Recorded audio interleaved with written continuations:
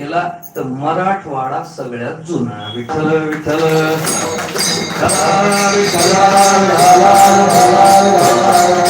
असे अनेक मठ मंदिर संस्थान आहेत मराठवाड्यामध्ये. काय मला सांगायचं काय लक्षात घ्या, मतीत अर्थ घ्या.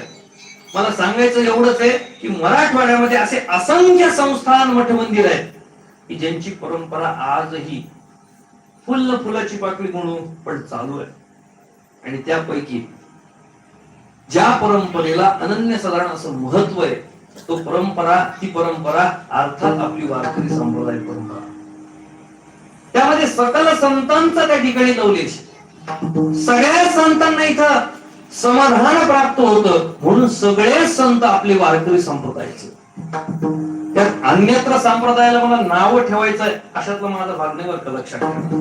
कुठलाही संप्रदाय असो, हा जर एखादा व्यक्ती सांप्रदायिक असेल तर त्याला तो वंदनीयच पाहिजे.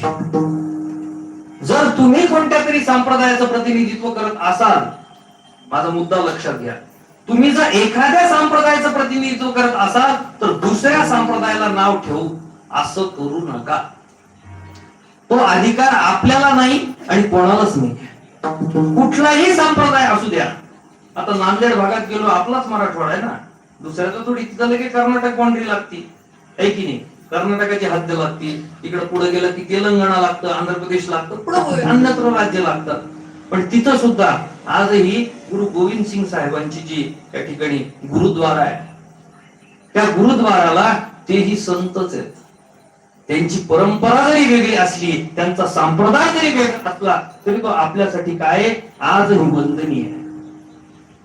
पुढं त्याला अनेक संप्रदाय आहेत मराठवाड्यामध्ये, एक नाही भरपूर संप्रदाय आहेत. महानुभव संप्रदाय कमी आहे. नाथ महाराज तो रूपक लिहितात, महानुभाव झालो आता भिक्षा वाढामाई, महानुभाव झालो आता भिक्षा वाढामाई. नाथ महाराजच म्हणतात ना. मग तो संप्रदाय कमी आहे का? अहो 450 वर्षापूर्वी नाथांनी हे रूपक लिहिलंय, अर्थात त्या संप्रदायाला काही अगोदरचा काळ आहे. त्या लीळा नावाचा ग्रंथ आहे, लीळा चरित्र. अहो 1100च्या दरम्यान त्याची स्थापना आहे, 1100च्या दरम्यान त्याची निर्मिती आहे. विचार करा. म्हणजे असं नाही, कुठलाही संप्रदाय हा मोठाच आहे, फक्त ज्याच्या त्याच्या अभ्यासाचा भाग. म्हणून मी सांगतो, अन्यत्र संप्रदायाला आपल्याला नाव ठेवण्याचा अधिकार नाही. सगळेच संप्रदाय आपल्या दृष्टिकोनातून महत्वाचे. मला सांगा, महानुभव पंथी असला का वारकरी संप्रदाय पंथी असला, भजतो तो पांडुरंगाला, विठ्ठलाला, भगवान श्रीकृष्णालाच ना. मग श्रीकृष्ण, पांडुरंग, प्रभू रामचंद्र वेगळे आहेत का? जो वेगळा, ज्याला वेगळं वाटत असेल कदाचित तो मग खऱ्या अर्थाने संप्रदायाचा नाही. मग विठ्ठल विठ्ठल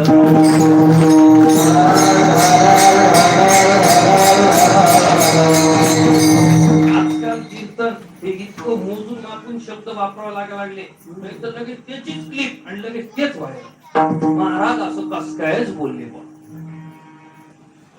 मग आमचा गाथा बुडला, भागवत बुडलं आणि सगळंच बुडलं. प्रश्न असा आहे, पूर्वीच्या काळी ही यंत्रणा एवढी प्रगल्भ पद्धतीची नव्हती.